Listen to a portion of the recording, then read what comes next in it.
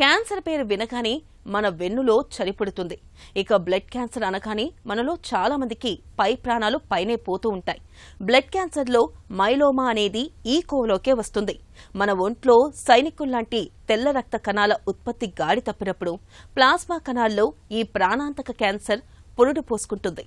నిర్లక్ష్యం చేస్తే ప్రాణాపాయానికి దారితీసే మైలోమా క్యాన్సర్ గురించిన పూర్తి వివరాలని డాక్టర్ని అడిగి ఇప్పుడు తెలుసుకుందాం. మైలోమా అనేది ఒక క్యాన్సర్. బోన్ మ్యారోలో ఉండే సెల్స్, ప్లాస్మా సెల్స్ అని కొన్ని సెల్స్ ఉంటాయి. ఆ సెల్స్ నార్మల్గా ఏం చేస్తాయి, అందరికీ ఉంటాయి. ఒక 4-5% ఆఫ్ ప్లాస్మా సెల్స్ ఉంటాయి. కాకపోతే హెల్దీ ప్లాస్మా సెల్స్ ఉంటాయి. ఇవేం చేస్తాయంటే మనకి యాంటీబాడీ ఉత్పత్తి చేస్తాయి. మనకు ఒక ఇన్ఫెక్షన్ వచ్చినప్పుడు దాన్ని, ఇప్పుడు మెమరీ ఉంటుంది, నెక్స్ట్ టైం దాన్ని ఫైట్ చేయడానికి బాడీలో కొన్ని యాంటీబాడీస్ తయారవుతూ ఉంటాయి కొత్త ఇన్ఫెక్షన్లు రాకుండా.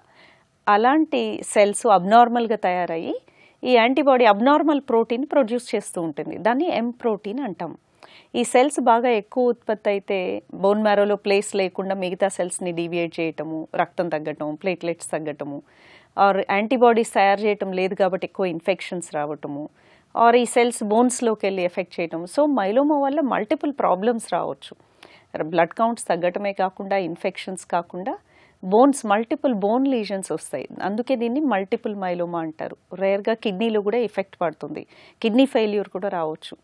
So older patients back pain కానీ, కిడ్నీ ఇంపైర్మెంట్ కానీ, రక్తహీనత కానీ ఉంది అంటే ఇమ్మీడియట్లీ మైలోమా స్క్రీన్ అనే టెస్టులు చేసుకోవాల్సి ఉంటుంది. లైక్ 2 స్పెసిఫిక్ బ్లడ్ టెస్టులు ఉన్నాయి.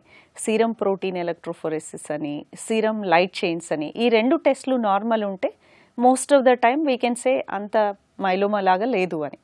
సో ఇది బేసిక్ స్క్రీనింగ్ టెస్ట్ లాగా పనిచేస్తాయి.